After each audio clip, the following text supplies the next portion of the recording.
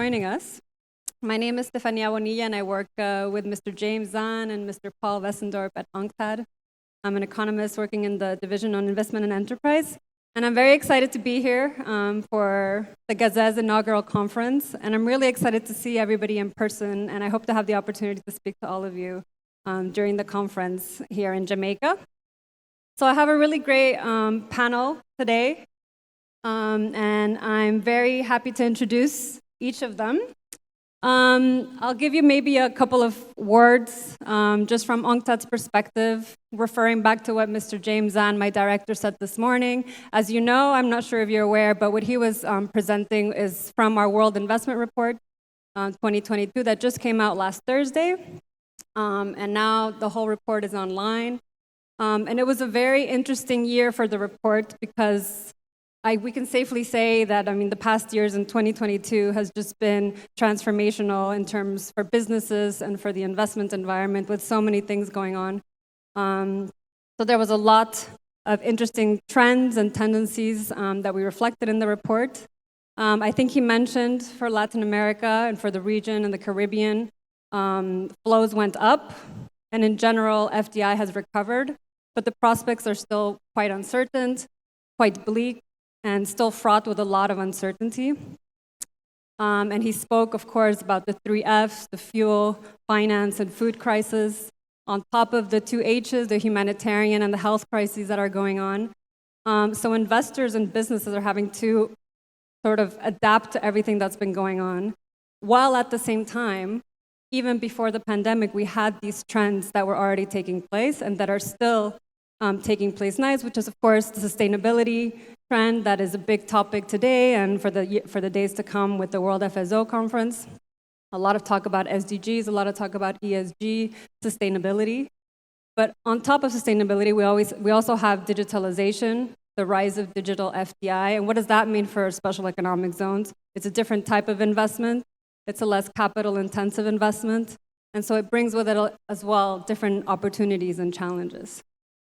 And so all of this, the topics of today's panel will really be, these associations that you represent and the companies that you represent, what are your constituents saying? What are their biggest needs in this global context, which is characterized by all of these different shocks? What are their needs, and how are you as associations helping them? What are you doing to support them? So yeah, tell me a little bit about that. Maybe I'll start off with Mr. Jeffrey.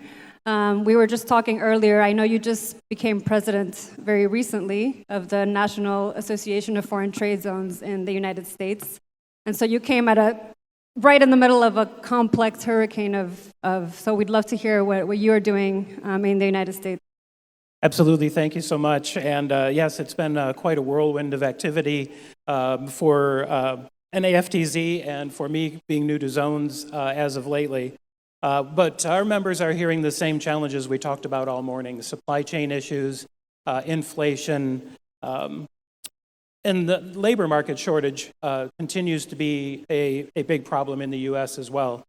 So we're helping our members through that. We're really pleased that we had a conference in Austin, Texas, just a couple of weeks ago, and we were very excited to see that our members came back to pre-pandemic levels of participation. That means a lot to see that our members are ready to travel again, and they were definitely anxious to get back together and share best practices. How have they dealt with COVID and as we come out of COVID in the States? And as most associations do, it's leaning on that knowledge and that common expertise and experiences that our members have, and then bringing them together so that they can talk about those various solutions that they've found and then help each other out. But that conference was extremely successful for us, so that return to in-person meetings has been very, very beneficial for us. Great, thank you so much, and glad to hear that everything's sort of getting back to action, and today is definitely, for us at UNCTAD, I think this is our first main conference that we're doing in person. I think everybody's really eager to keep on working together. So we'll hear more about what you're doing in the United States later. I'll turn to Camila, Maria Camila Moreno. So she's the executive director of ASFA, the Association of Free Trade Zones of the Americas. So give us a bit of the perspective of what's going on in Latin America, and how are you helping your members? What are the needs? What are they asking you to do? What are their requests? Well, thank you very much, and good afternoon to everyone, and thank you for joining us in this workshop. As Estefania was mentioning, we are the Free Trade Zone Association of the Americas, where we gather together 25 countries from the region, all the Caribbean and all the Latin American countries. So in fact, COVID was a very, very good news for us in terms of for all these protocols and all these biosecurity things that the economy was closing, and then all the free trade zones were just adapting very quickly.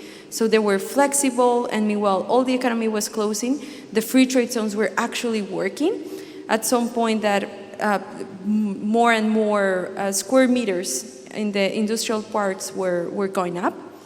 And in that terms, we launched a digital platform that you might heard from us, which is called Relocate Latam, which is actually one of our best product services from the association, where you can find all the offer from the warehouses and lots, and you can dimension if you want services, and you have manufacturing or data centers or office. And to be honest, it wouldn't have been easy or possible to do it if it was not because of the pandemic, because it was the first time that the free trade zones operators were actually giving us the information of how many square meters they had available, all the facilities, and so in that terms it was good. I think in terms of challenges, right now the way I'm seeing it, it's more with services. We were looking a lot of for free trade zones services that we have in Latin America, especially we have very big ones in Uruguay, in Costa Rica. And then the question is how you bring these young people that actually want to go to a physical place when they are able to work from anywhere they want. So the question of flexibility should be under our agenda, especially for these free trade zones dedicated to services. And of course, what Mr. James was mentioning this morning, yes, the minimum global tax needs to be under consideration for our free trade zone. So I think this is going to be the next big challenge that we're going to face. So you found that actually COVID or the pandemic made it easier for your members to actually want to work together. Yeah. Is that what you're saying? Yeah. Okay, that's interesting. So I forgot to mention that as you saw this morning, so it was the official conference inauguration of the Global Alliance. And so these are 3 of our founding members that are present on stage. And it's actually the first time that we see each other in person, because all of this came about during the pandemic through online events and brainstorming and doing the work plan. So very happy to see you all in person. So tell us, this is Mr. Juan Torrens from FEMOSA. Would you also agree that the COVID helped your members collaborate better? And what are the needs? How are you helping your constituents during these times? Well, thank you, Stefania. In FEMOSA, we've been working. The pandemic arrived in the very best time, because we finished our first summit in Monaco in November 19. So we were preparing a platform in order to create the world directory of free zones. And the pandemic arrived 3 months later. It means that we had time to start with the members. So because we are an NGO, non-for-profit, based in Geneva, we could invite all the zones in the world without having a fee of affiliation. Then when the pandemic arrived in March 14, I remember the date, when I was flying from Geneva to Barcelona, which is where I have my residence, and we have to stop everything for 3 months because the lockdown obliged us to be. But we've been in touch by when we are now. Everybody is familiar with the Zoom, with the Teams, and we change the communication. That's because I think the communication is the most important. So when we talk, well, the focus of this seminar is special economic zones, IPAs, trade, and foreign direct investment. I think that in these 4 topics are for me the reason why gases today is open. So gases is the connecting, is the link for everybody. So working together. Now we've been 2 years connecting the people by webinars and phone and calls, but not face to face. Today we are happy that we can meet face to face, and this is very important. But we learn another now from the pandemic. We have a new order, and this new order will remain in the future. And many things change, and nobody will be the same of the past. So what the association have to do with the free zones is to help them to provide services. As Camila said, today's services are much more important, and the people who wants to invest is thinking that it's better good services, good location, and good services than the tax incentives. So tax incentives now is not the most important to take decisions. So, and services are the most important. So we have to transfer our knowledge and our experience from other countries, how they improve the services. Just an example that I have from Barcelona is that the Barcelona free zone, that is 600 hectares, and is a zone created in 1914, so more than 100 years ago, don't have cold storage. And cold storage was a need for the market. So the free zone becomes the facilitator to the market, and they create cold storage for the importers. So we create a import car platform to attend the cars, importing cars that stay in the free zone. So these are 2 services that we created in the past. Today, we have is the digitalization of the zones. Digitalization of the zone is the key point today. And this is where we have to go. So then is another point, very important point, is the trade. So free zones are the critical hub to improve the trade, inter-regional trade in many countries. And they facilitate that the products become competitive in the market only because they go through free zones. And they help especially small and medium companies to achieve new export markets. So I think that in 3 days we have to improve these services, and we can do interchange experience. Last week we had in Barcelona the SIL, that is the Salon International de la Logistique, where we discussed about to create an association of the region of the Mediterranean region. So the Mediterranean region is North Africa and South Europe. So 23 countries, 500 million people. So many of these countries has free zones.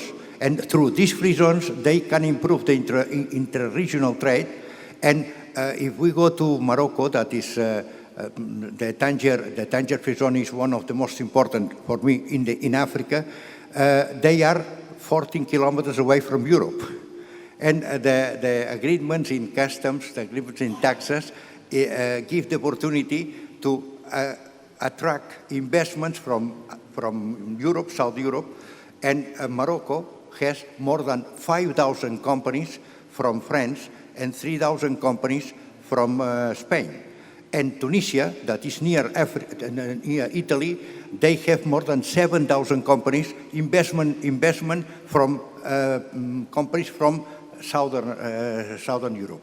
So this is the is the topics that we are been doing in this, and preparing new projects, new challenges for to solve because the most important problem for the governments are to create jobs, and zones are the jobs created, consolidated jobs.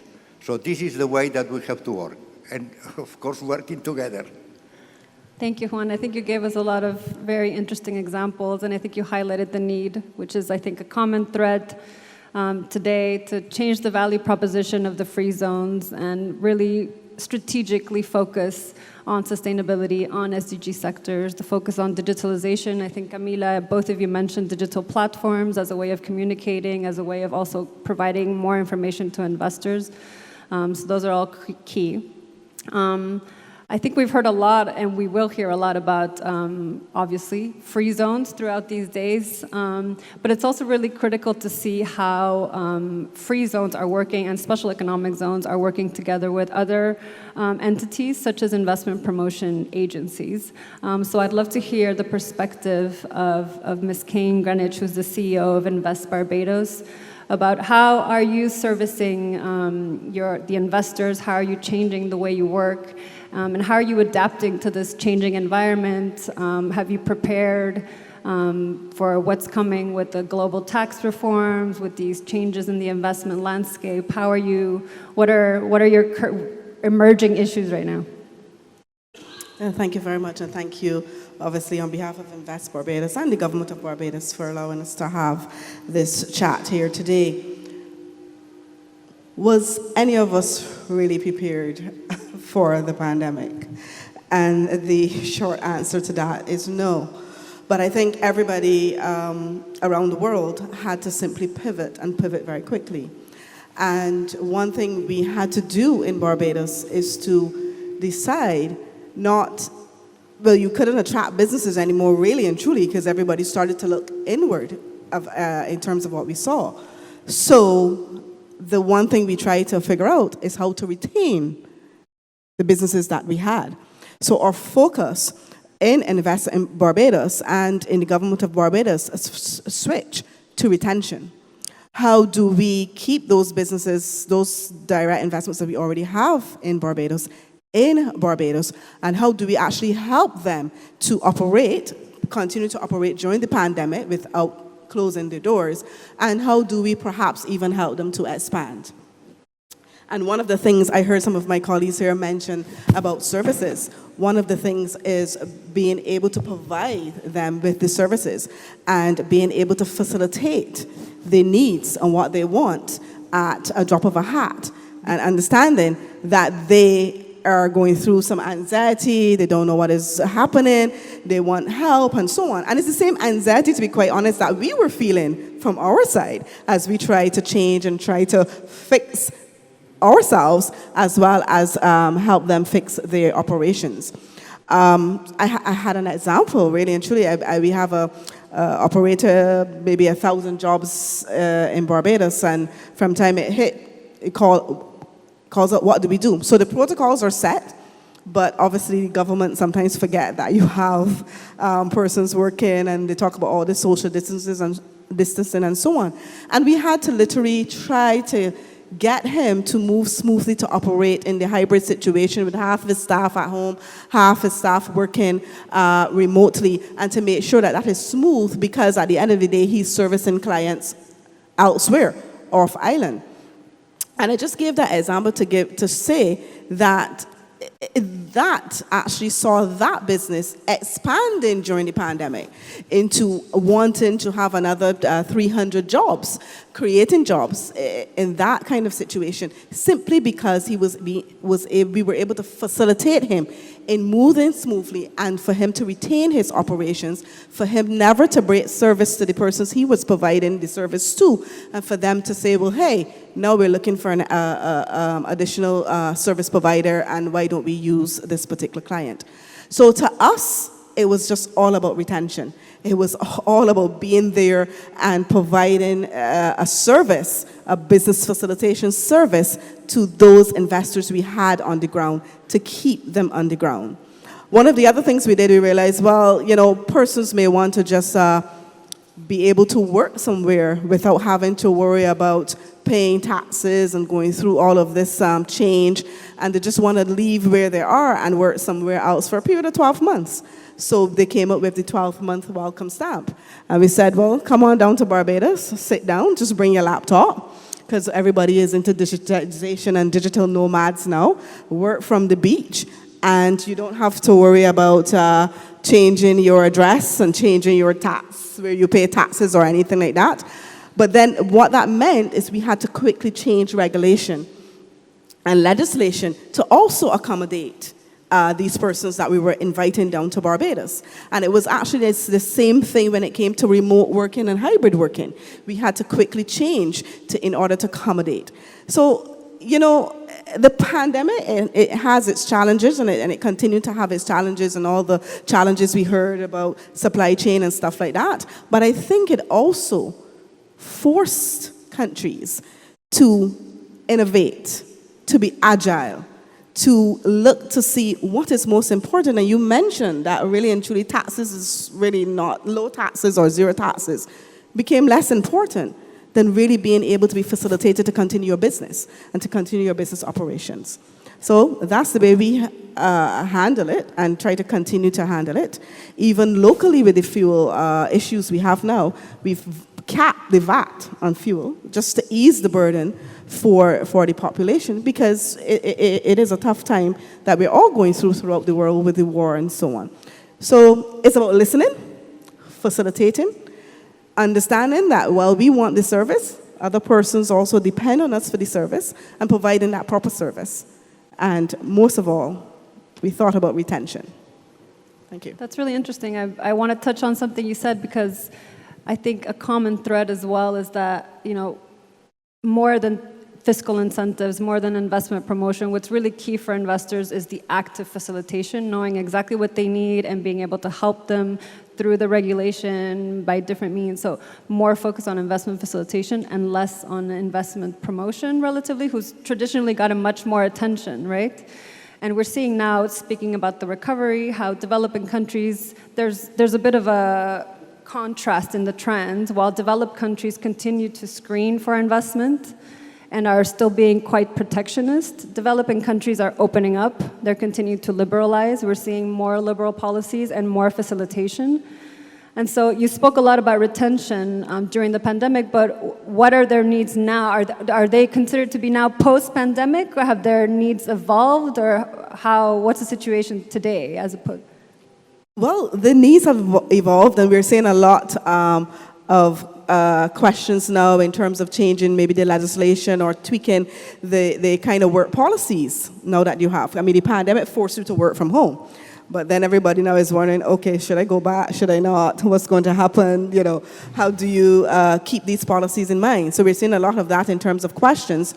But the truth of the matter is that they're actually continuing to work on or utilize the same kind of trajectory and policies that they would have had working during the pandemic, and utilizing that opportunity to actually expand the businesses. So every couple of months, we're hearing businesses that are actually operating there, expanding and getting more staff, simply because you can now we're probably going to change some of the work policies and legislation, but now you can do this whole hybrid thing. So really and truly, you don't have to be in the office. Some of your staff can work from home and so on. So that is now what we're seeing. The whole conversation of how the labor market throughout will now be post-pandemic, and how we can utilize that to continue to grow the economy and grow the labor market and so on. So that's really the conversation that we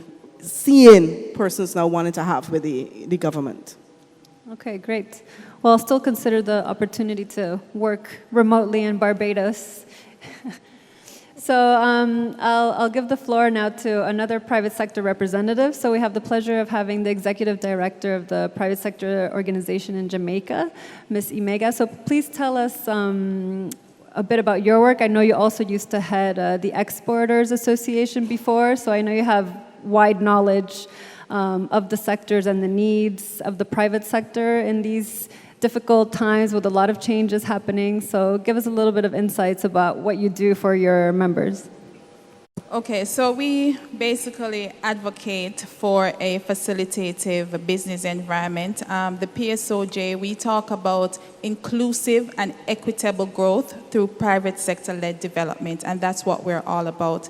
We believe that it's not only about supporting economic policy changes, but we have to also be involved in social and the environmental development as well. So we do take a holistic approach to our support that we give to members. We actually have at least 7 strategic focus areas that we as a PSOJ and our members participate in. So we do crime and social transformation, we do digital transformation and innovation, we're in human capital development where we look at skills gap, we do corporate governance initiatives where we do training in this area. We actually work with our stock exchange where we actually develop an index so that there's a rating for those companies on the stock exchange. So we're in all the areas and facets where we believe that to have a facilitating investor environment that we need to work on all those dimensions for growth. So like all the other panelists would have said, you know, we had the same challenges. We had the supply chains issue. We talk about food security, energy, how we diversify our energy sources and reduce those costs. We had a whole issue around, we still having the inflationary pressures. I know all of us are looking around and seeing where our central banks are moving the policy rates. So we're now having our companies to look at if their variable lending rates will be going up and how will that affect them as well.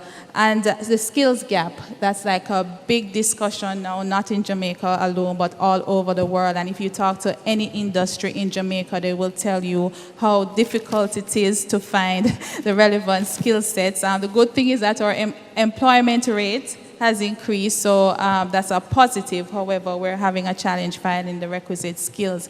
But we've heard the words, just as our members have had to do, so has the PSOJ. We have had to pivot. We have had to be agile. But one of the core things we have done since we call it pandemic to war is about greater private-public sector partnership and dialogue.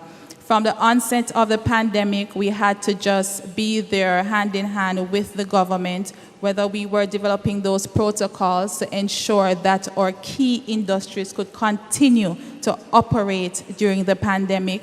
We were at the table because as a PSOJ, we're an umbrella organization. So we have the Global Services Association, we have the Jamaica Bankers Association, among others, Human Resource Management Association. So we will bring all these expertise at play in one table to say, okay, what can the banks deliver? You know, they did moratoriums, you know, from the human resource element, how do we work into remote work? You know, how do we support that? How do we put in the policies? And from the government side, you know, we were there as solution from the beginning. We pulled all the players together from every industry and we developed what we call a COVID recovery strategy, which took us through from digitization all the way through. And outside of that, we were part of the solution. So when we had lockdowns, when we had restrictions, we actually had a private sector consortium who came together and we developed a digital solution, which was called the E-commerce National Delivery Solution, which allowed our companies to get approvals for their workers and their businesses to stay open. And this was a way for business continuity. It allowed our government to get taxes during the period. You know, so it's about, we believe that we always have to be at the table with the government. We hear about the global minimum business tax. We're actually in dialogue with them tomorrow where they have a session. So I'm heading back to Kingston for that tomorrow. So we have to strengthen those partnerships so that we're telling them what we need for them to facilitate us as investors and protecting our capital, as well as one of the elements I wanted to touch, though, that even though our businesses were struggling, we never forgot the people. Because at the end of the day, it's the people who purchase our goods and services.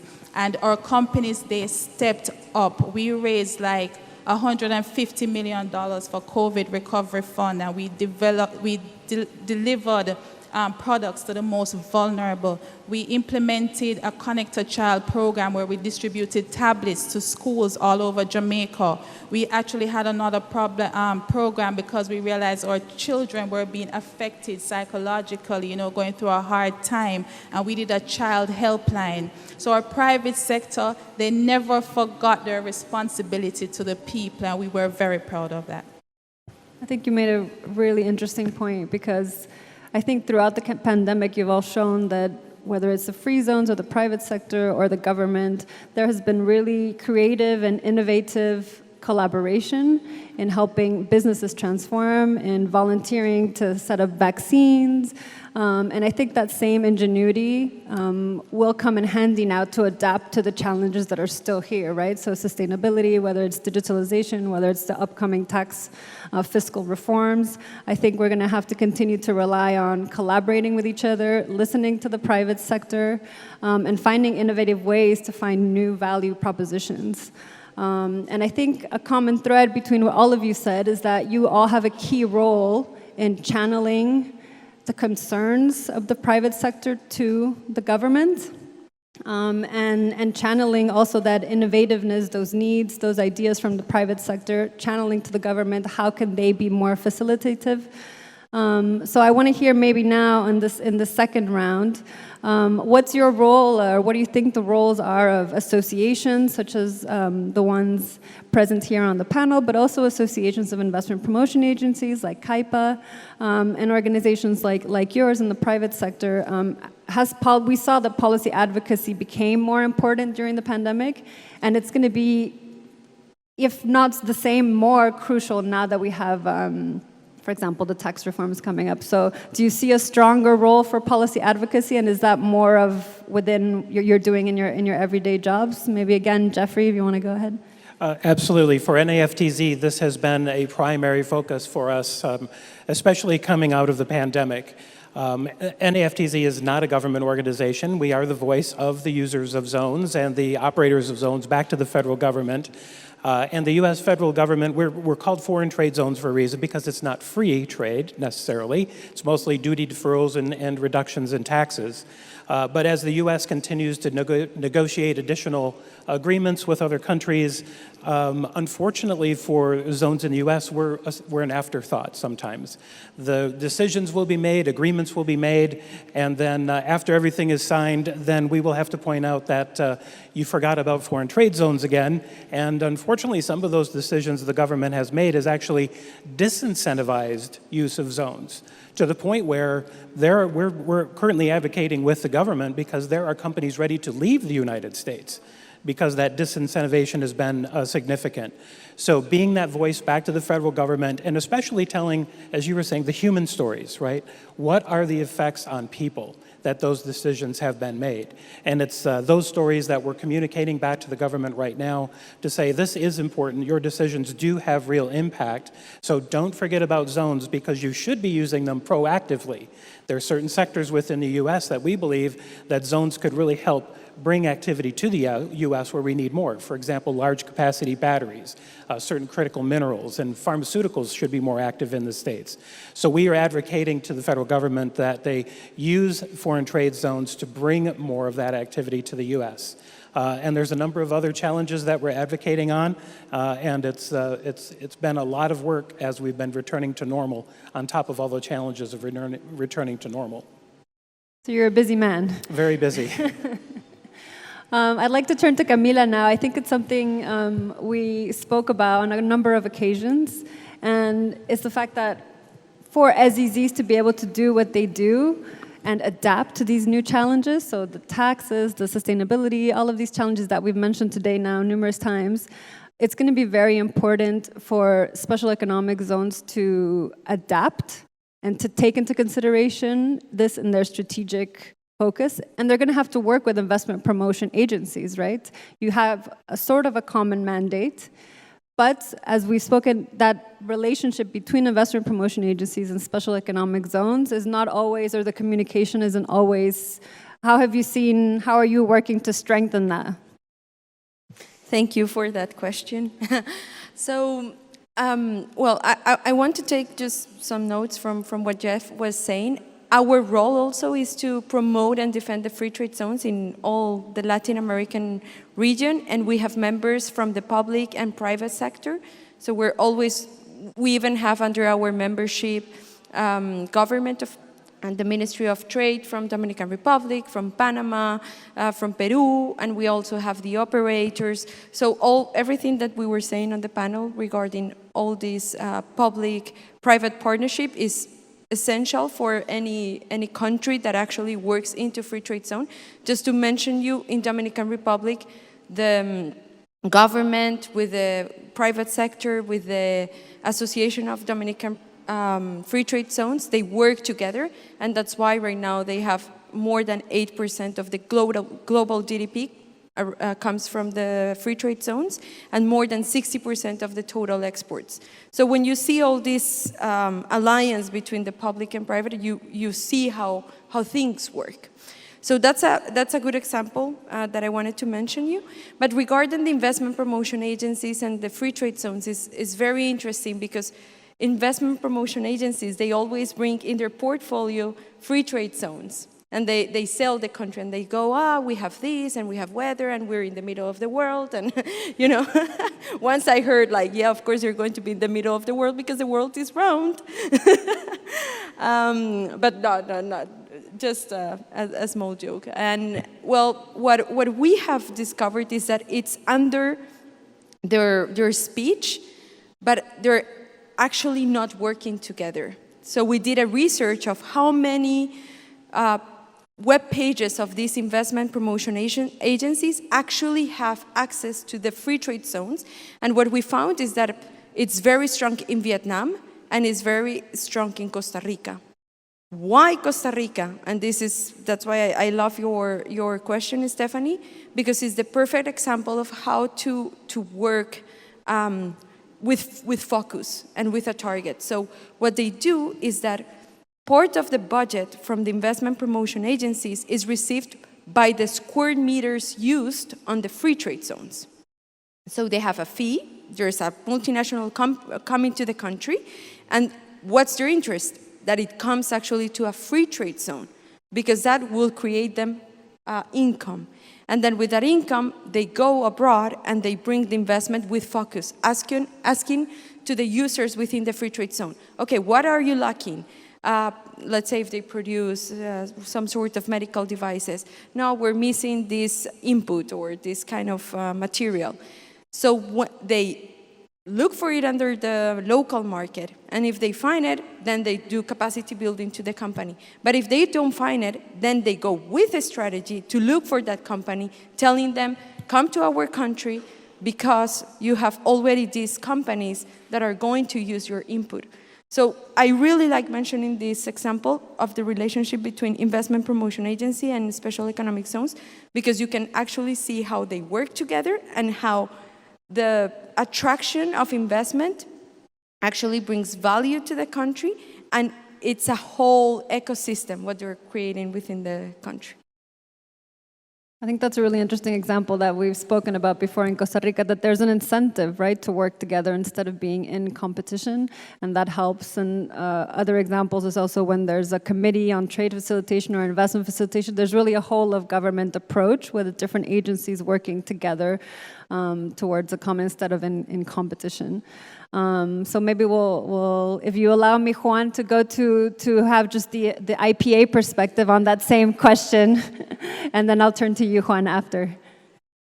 Yeah, I mean, it's very interesting you said that, because in Barbados, we don't have a free zone as yet, but we've started the work on putting together the legislation and the regulatory framework for a free zone.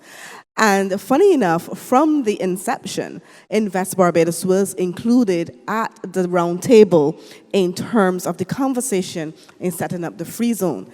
Because the thought process is, you as the investment promotion agency, you go out there and you encourage persons to come and invest in Barbados, but you need to know really what the free zone wants, desire, and you also need to go strategically to look for the industries and the sectors that you want to have in the free zone. It really makes no sense. Let's say if you want the free zone is health care or health devices or niche manufacturing, that you go out there and market to a hotel. The two things don't work together. So that is very, very interesting. And I think we've started from the inception of saying, look, all of you must work together. Invest Barbados, export Barbados, the free zone. Because at the end of the day, it is one strategic goal, one strategic focus, all about what the country needs and just dividing up the jobs and the tasks in terms of who's going to go and get it. And then where to pass it off to. So it's like a little relay, that we're planning to do in terms of setting that up. Yeah, of course. What you're saying is quite important, because when the investor comes and the investment promotion agency has a clear picture of, okay, this industry for this special economic zone, if it's about services, this one, and that's created by the private sector, which is giving the signs to the investment promotion agency. So sometimes we have critics from other investment promotion agencies that they say, yeah, but if I have a cluster or I have this kind of investment of company, I don't know where to send it. And I cannot be, I need to be impartial. So I just show everything. But when you have a strategy behind, then you can give, okay, what is your priority? You should go to this one. And at the end, what is important is that the investment arrives, even to America, then to one of our countries, and then to the free zone, but that actually arrives to our region. Totally agree. And the other point I'm going to go back home and tell them is that they need to pay me that incentive that they're paying in terms of the percentage square footage per in the free zone. We'll take it also. That's fine. Because right now we're doing it for free. At least that's the way it's going to be set up. But you are absolutely correct. At the end of the day, the tagline say working together to facilitate investment and recovery. We all have to work together. We have to work together in country. We have to work together in region. We just simply have to work together, because working alone doesn't gain anything, does it? And the conditions aren't getting easier, right? So there's more competition. So we're competing with each other. So yes, please, Juan. Of course. So in Barcelona Free Zone, we create our own investment promotion agency. And we open an office in Tokyo. When we arrived to Tokyo... You opened an office in Tokyo? Yeah, in Tokyo, in Japan. So when we arrived to Tokyo, it was an investment promotion agency from Spain, an investment promotion agency from Basque Country, an investment promotion from different autonomies of Spain. What this confused the people. So then we got the strategy that Camila said. First, we have to sell Spain. When the people decide to come to Spain, we offer them a lot of opportunities and a lot of options. And then this facilitates a lot to attract investments to Spain. And I'm happy that Barcelona in the 90s became the second city in Europe after Düsseldorf with more investments from Japan. So this is the way to attract, well, she's representing America, so attract to America. So attract to America and then to Colombia or to Dominican Republic.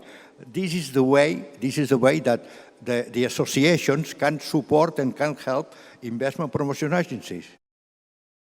That's a really good to point. facilitate the investment to the projects, FDI projects, and to help them to develop their activities. And in this way, I think that the program of Dominican Republic, for me personally, is one of the best of the world.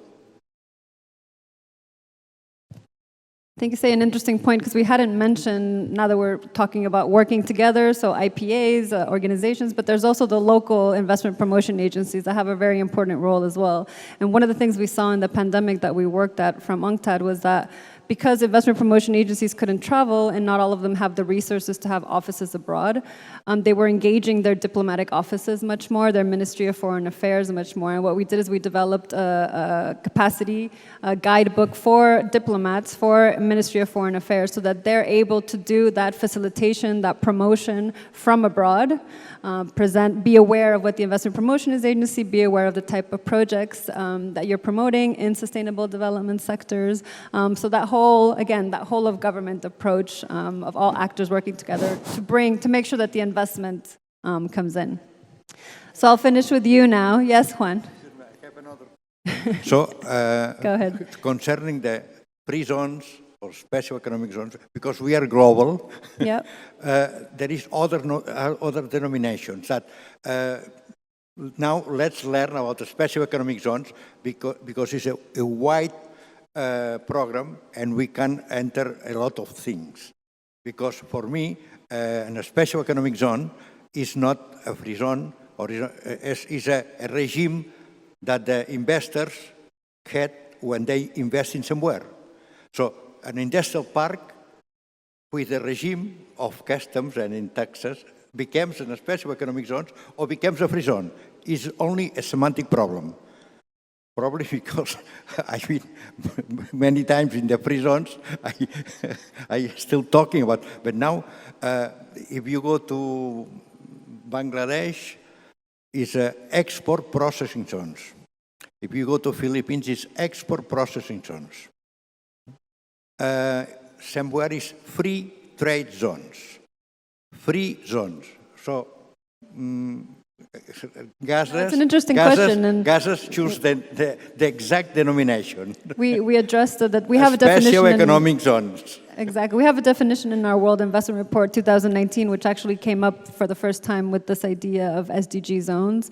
We have a definition, but actually in Gazes, we're engaging associations that have different types of zones. So we also have the International Association of Science Parks and Areas of Innovation, foreign trade zones that are slightly different in the States. So yeah. So I'll finish with you now. And maybe you can give us your perspective now, since we are talking about recovery and investments. What do you see as the up-and-coming sectors for recovery that are crucial for Jamaica, for the Caribbean, for the region? What are you seeing from your members? Well, I do believe the global services industry they have done well throughout the pandemic, and I think they've come out stronger at the end of it. We do have the tourism sector that continues to attract investment. I think Jamaica is a very diverse marketplace, and there are a lot of opportunities for investment across many of the areas: manufacturing, agri-processing. As we talk about food security, we need to look how we partner there regionally as well, to ensure that we have those supply chains also intact. But I do believe there are a lot of areas for investment as we look towards moving towards digital economies, and we talk about data protection and cybersecurity. I do believe there are areas there for companies to come into that space as well. And most definitely, when we look at climate change and how they impact small island development states like Jamaica, that we need to look at how we green our economies more and looking into, diversifying our energy sources. And so I do believe that there are a myriad of opportunities, and Jamaica is a place to come and look for those. I think I'm doing Jampro's job here, so that shows that as a PSOJ, we do work with the government agencies, because it's the private sector that trades. We are the ones who invest. We're the ones who export. So we have to be at the table with our partners that go into the market on our behalf, and we do work as well closely with the Jamaica Special Economic Zone. Well, it's a wonderful location. I had personally never been here, but it's been an absolute pleasure to get to know the country. And I'm excited to also have a tour of the Jamaica Special Economic Zone here in Montego Bay. But thank you so much to all of the panelists. It's been a pleasure to speak to you and listen to the important work that all of you are doing to reinvigorate the private sector, adapt it, make it more sustainable, oriented. I don't know if there are any questions from the audience. I also have no idea what time it is. So, do we have time? Are there any questions, or should we maybe leave it for some getting to know each other after this session and coffee, maybe? In any case, thank you so much for being here and for listening to this conversation. And yeah, thank you again to all of you. It was a pleasure.